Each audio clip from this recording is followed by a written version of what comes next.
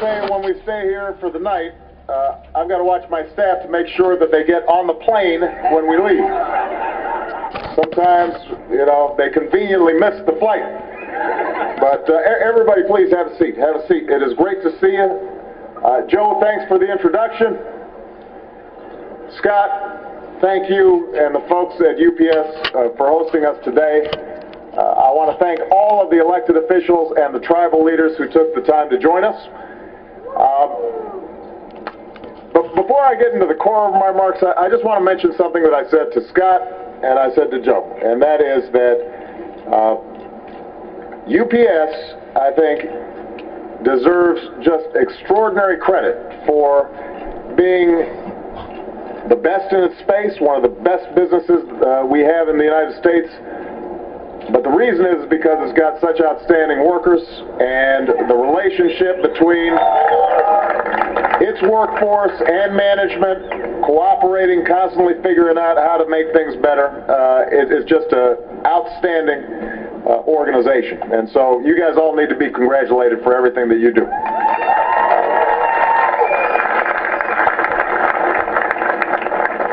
Now, I'm here to talk a little more about what I talked about at the State of the Union on Tuesday night.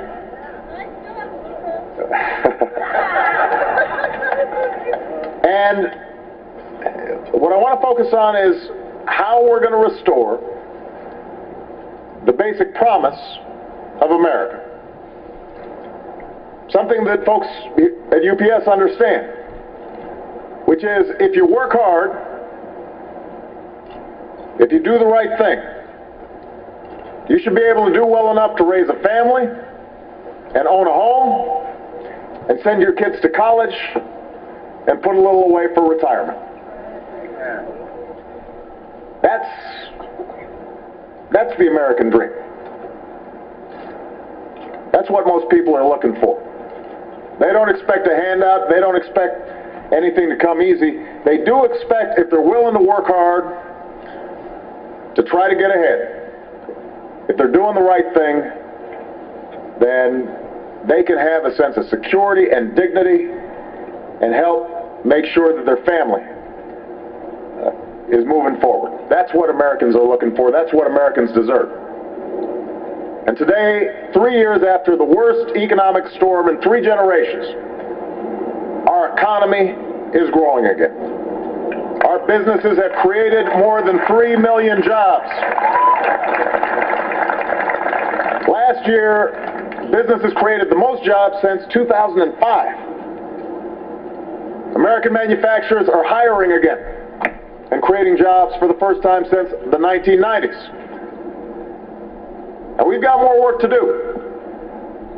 But what we can't do is go back to the very same policies that got us into a mess in the first place. We can't go backwards, we have to move forward. I said on Tuesday, and I will repeat today, we cannot go back to an economy weakened by outsourcing and bad debt and phony financial profits. So on Tuesday at the State of the Union, I laid out my vision for how we move forward. I laid out a blueprint for an economy that's built to last, that has a firm foundation, where we're making stuff and selling stuff and moving it around, and UPS drivers are dropping things off everywhere. That's the economy we want. An economy built on American manufacturing, with more good jobs and more products made here in the United States of America.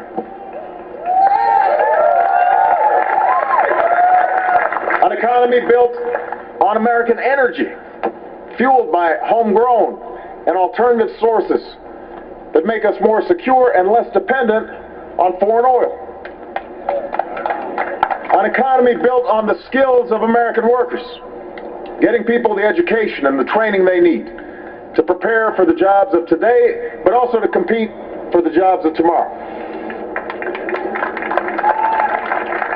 And most importantly, I talked about an economy that's built on a renewal of American values: hard work, responsibility, and the same set of rules for everybody, from Wall Street to Main Street. That has to be our future. future.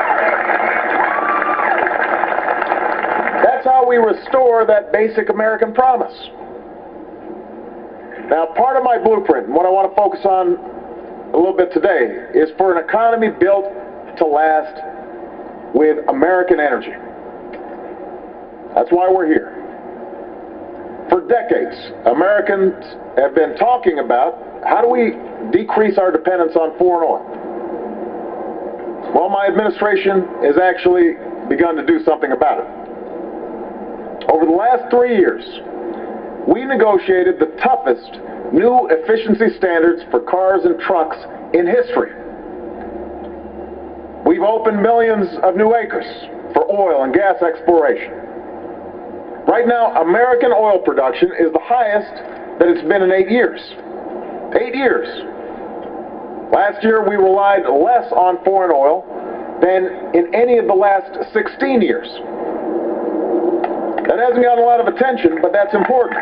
We're moving in the right direction when it comes to oil and gas production. And today I'm announcing that my administration will soon open up around 38 million acres in the Gulf of Mexico for additional exploration and development, which could result in a lot more production of domestic energy.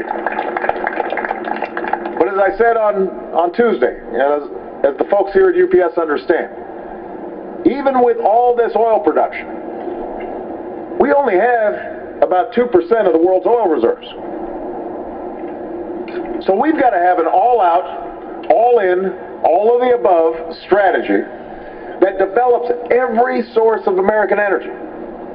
A strategy that is cleaner and cheaper and full of new jobs. Now, a great place to start is with natural gas. Some of you may not have been following this, but because of new technologies, because we can now access natural gas that we couldn't access before in an economic way, we've got a supply of natural gas under our feet that can last America nearly 100 years. Nearly 100 years. Now, when I say under our feet, I don't know that there's actually gas right here. But I mean, in all the United States. And developing it could power our cars and our homes and our factories in a cleaner and cheaper way. The experts believe it could support more than 600,000 jobs by the end of the decade. We, it turns out, are the Saudi Arabia of natural gas. We've got a lot of it. We've got a lot of it. Now, removing that natural gas obviously has to be done carefully, and I know that there are families that are worried about the impact this could have on our environment and on the health of our communities, and I share that concern. So that's why I'm requiring for the first time ever that all companies drilling for gas on public lands disclose the chemicals they use. We want to make sure that this is done properly and safely. America will develop this resource without putting the health and safety of our citizens at risk. But we've got to keep at it. We've got to take advantage of this incredible natural resource. And think about what could happen if we do. Think about an America where more cars and trucks are running on domestic natural gas than on foreign oil. Think about an America where our companies are leading the world in developing natural gas technology and creating a generation of new energy jobs. Where our natural gas resources are helping make our manufacturers more competitive for decades. We can do this. And by the way, natural gas burns cleaner than oil does. So it's also potentially good for our environment as we make this shift. So last April, we issued a challenge to shipping companies like UPS. We said, if you upgrade your fleets to run on less oil or no oil at all, we're going to help you succeed. We want to help you with that experiment. So we started out with 5 companies that accepted the challenge. And of course, UPS was one of the first. That's how they roll. So Well, less than a year later, we've got 14 companies on board, and together they represent 1 million vehicles on the road. That's a lot of a lot of trucks. We should do more, though, and that's why we're here today. First, let's get more of these natural gas vehicles on the road. Let's get more of them on the road. The federal fleet of cars is leading by example. Turns out the federal government has a lot of cars. We buy a lot of cars. So we've got to help not only the federal government, but also local governments upgrade their fleet. If more of these brown trucks are going green, more city buses should too. There's no reason why buses can't go in the same direction. Second, let's offer new tax incentives to help companies buy more clean trucks like these.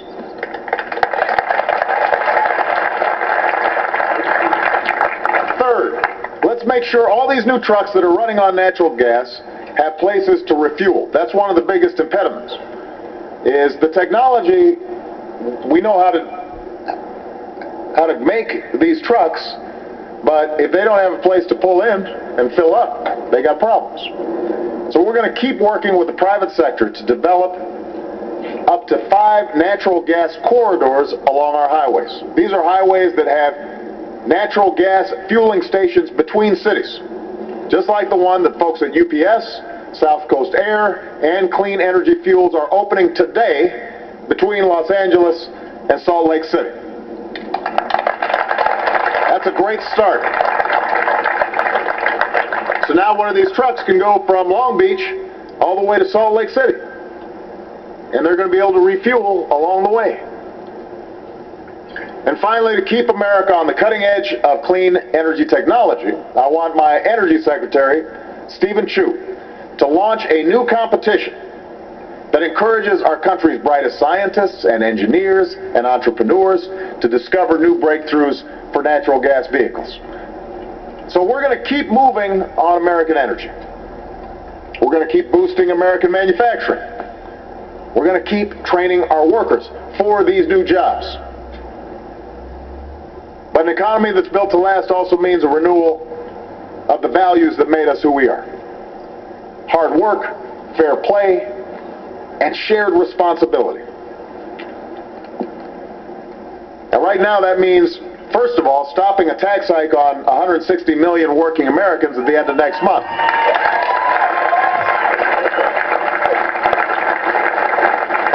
People cannot afford right now losing $40 out of each paycheck. Your voice has convinced Congress to extend this middle-class tax cut before. I need your help to make sure they do it again. No drama, no delay. Let's just get this done for the American people and for our economy as a whole.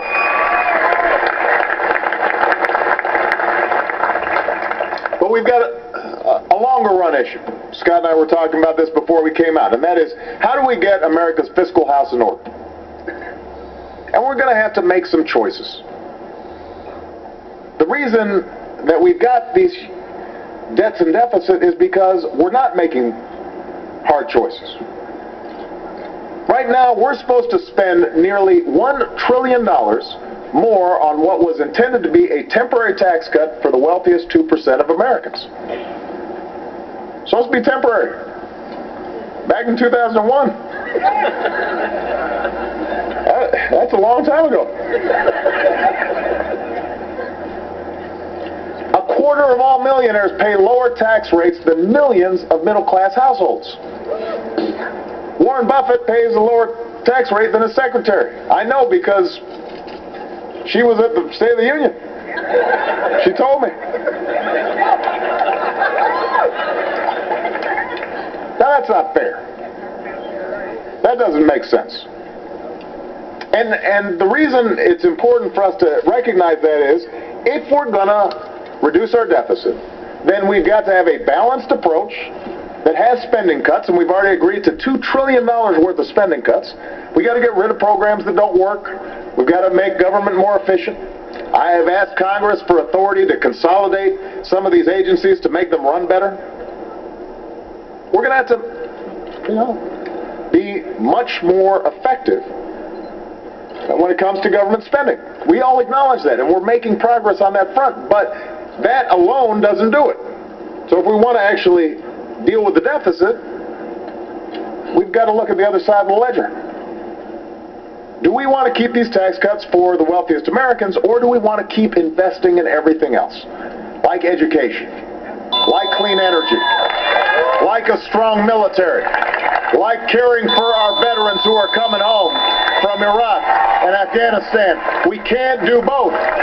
We can't do both. So what I've said is, let's follow the Buffett rule. If you make more than $1 million a year, you should pay a tax rate of at least 30%. Which, by the way, is lower than you would have been paying under Ronald Reagan. Nobody's talking about anything crazy here. On the other hand, if you make less than $250,000 a year, which 98% of all Americans do, then your taxes shouldn't go up.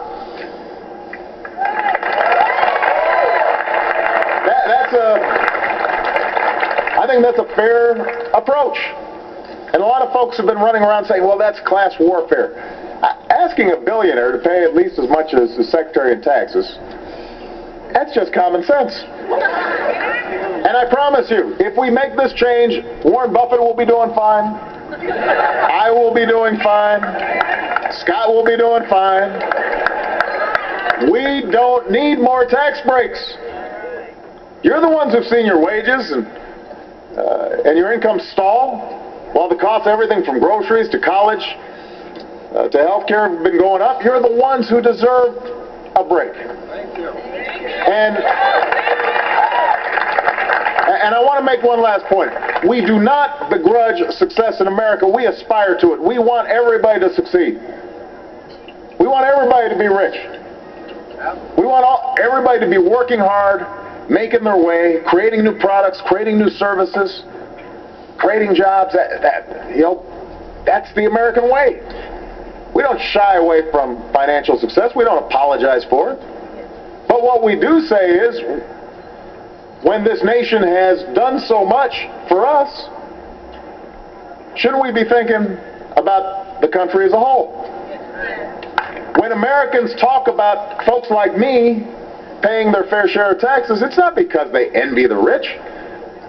Just yesterday, Bill Gates said he agrees with me that that Americans who can't afford it should pay their fair share. I promise you, Bill Gates does not envy the rich.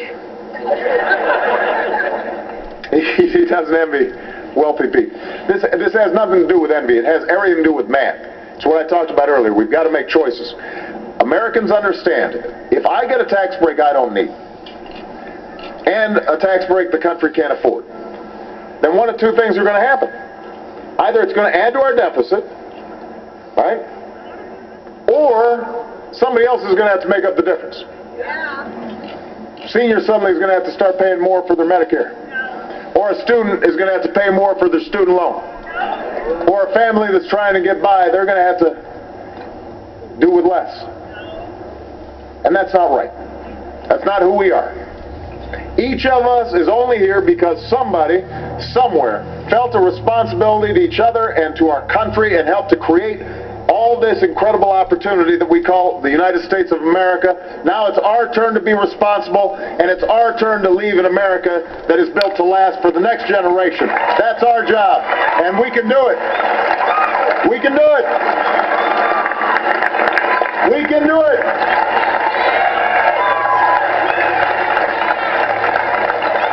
And I know we can do it because I've seen in states like Nevada and with people like you that I meet all across this country, you understand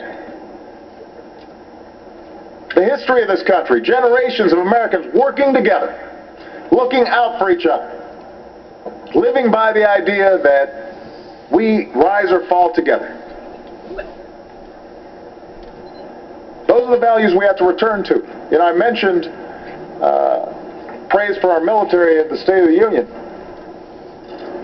and the incredible work that they do. And the reason our military is so good, the reason why they're so admired is because, you know, it's not like everybody in the military agrees on everything. You got Democrats in the military, you got Republicans in the military, you've got folks who are conservative or liberal, different races, different religions, different backgrounds, but they figure out how to focus on the mission. They figure out how to do their job. And that sense of common purpose is what we're going to need to build an economy that lasts. And if we work together in common purpose, we can build that economy and we can meet the challenges of our times, and we'll remind the entire world once again just why it is the United States is the greatest country on earth. Thank you, everybody. God bless you. And God bless the United States of America. Thank you. And as the President wraps up